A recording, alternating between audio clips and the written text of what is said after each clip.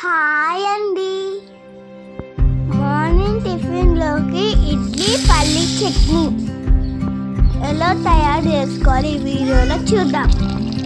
2 గ్లాసుల ఇడ్లీ నానబెట్టుకోవాలి. అలానే మినపప్పు 1/2 గ్లాసు నానబెట్టుకోవాలి. రుబ్బిన తర్వాత ఓవర్ నైట్ నానబెట్టాలి. పల్లి చట్నీ తయారు చేసుకునే విధానం: ముందుగా కడాయిలో 1 స్పూన్ ఆయిల్ వేసుకోవాలి. పల్లీలు వేసుకోవాలి. 2 పచ్చిమిర్చి వేసుకోవాలి. కొద్దిగా కరివేపాకు వేసుకోవాలి. కొద్దిగా జీలకర్ర వేసుకోవాలి. వేగేలాగా బాగా కలుపుకోవాలి.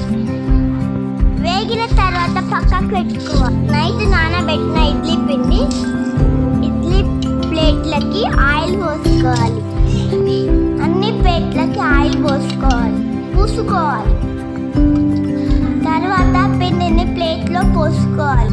ఇడ్లీ లాగా పోసుకోవాలి. పోసుకున్న తర్వాత వీడియోలో చూసిన విధంగా పోసుకోవాలి. అన్ని ప్లేట్లకు అలానే పోసుకోవాలి.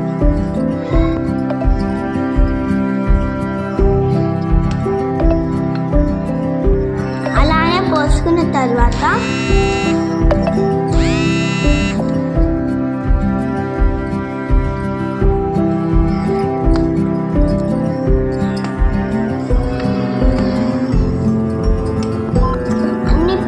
పోసుకున్న తర్వాత స్టాండ్కి పెట్టుకోవాలి. స్టవ్ మీద ఇడ్లీ పాత్ర పెట్టుకోవాలి. అందులో గ్లాస్ వాటర్ పోసుకోవాలి. పోసుకున్న తర్వాత ఇడ్లీ స్టాండ్ని పెట్టుకోవాలి. 10 నిమిషాలు మూత పెట్టుకోవాలి. పల్లి చట్నీకి మిక్సీలో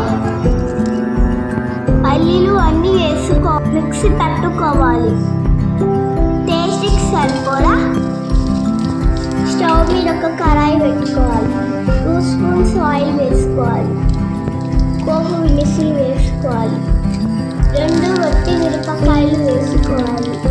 కొద్దిగా కరివేపాకు వేసుకోవాలి. కొద్దిగా ఇంగువ వేసుకోవాలి. కొద్దిగా పసుపు వేసుకోవాలి.